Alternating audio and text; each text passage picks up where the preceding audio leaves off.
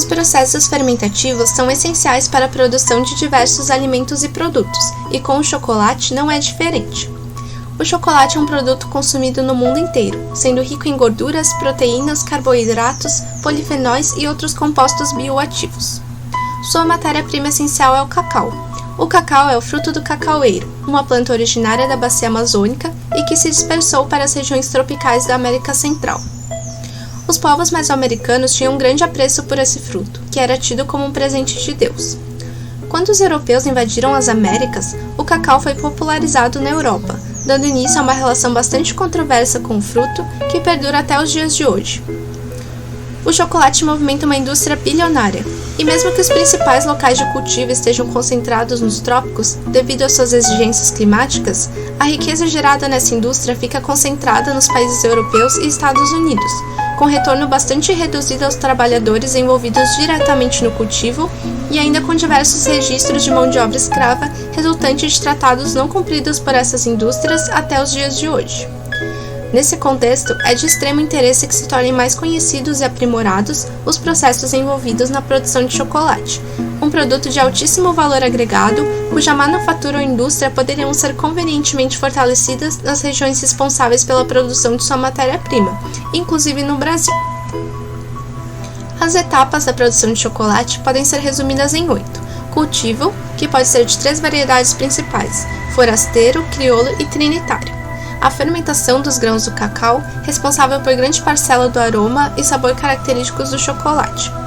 A secagem, que ocorre ao ar livre, liberando as sementes de sua umidade e permitindo a remoção da casca.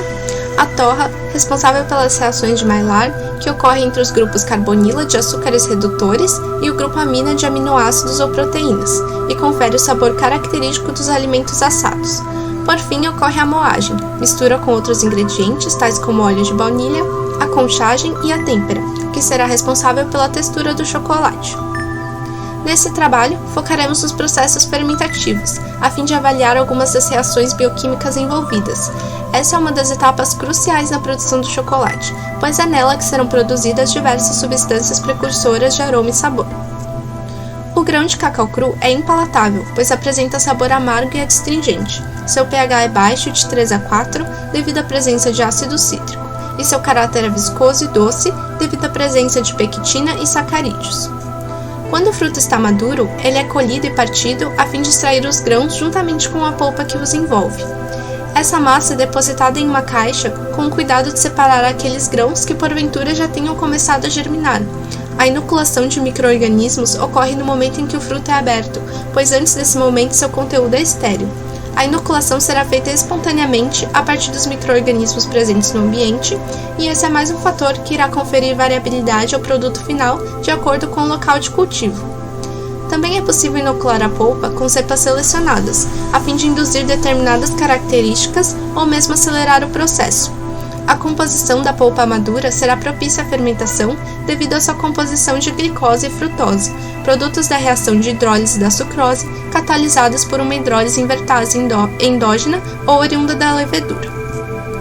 A fermentação serve a vários propósitos. Facilita a remoção da polpa viscosa ao redor dos grãos e sua posterior secagem, contribui para o desenvolvimento de cor e aroma, inibe o crescimento embriônico e ativa enzimas hidrolíticas dos grãos, contribuindo para a expressão do potencial aromático de forma enzimática, além de reduzir o amargor e a adstringência pela difusão de compostos entre as cotiledôneas do grão e o ambiente.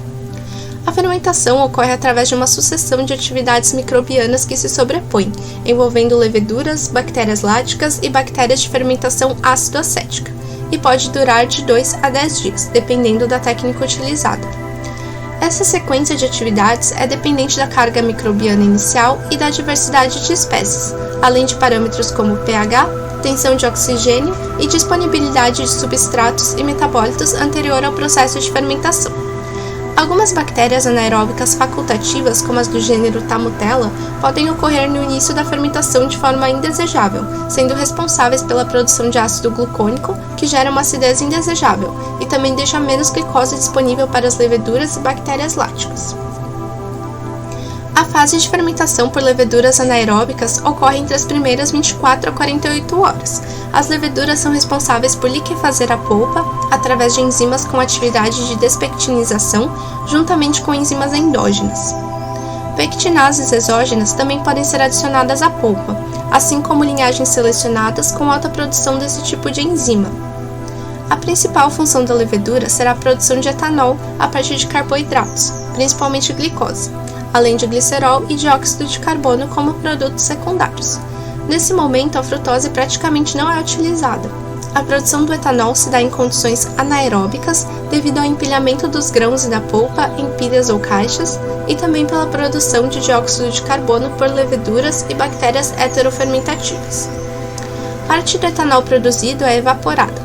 Outra irá difundir pelas cotiledôneas do grão, onde será oxidado o ácido acético por bactérias ácido-acéticas, ou consumido por leveduras aeróbicas presentes durante a fase aeróbica tardia do processo de fermentação.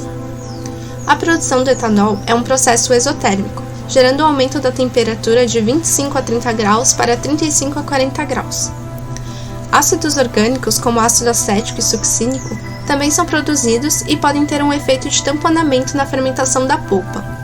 Substâncias voláteis como álcoois, aldeídos, cetonas e ésteres podem funcionar como precursores de aroma e sabor ao difundir para o interior dos grãos ou ao serem liberados por atividades enzimáticas endógenas. Com o ingresso do ar na massa, há um aumento do pH favorável ao crescimento das bactérias ácido-acéticas que passam a oxidar o etanol produzido pelas leveduras. Essa reação também é exotérmica, levando a um aumento de temperatura acima de 45 graus, que junto com a escassez de fontes de energias apropriadas para a levedura, levam à diminuição de sua comunidade. No decorrer da fermentação, a polpa vai secando, permitindo a entrada de mais ar e gerando condições ideais para o desenvolvimento de bactérias, o que irá ocorrer pelas 24 a 72 horas do processo de fermentação.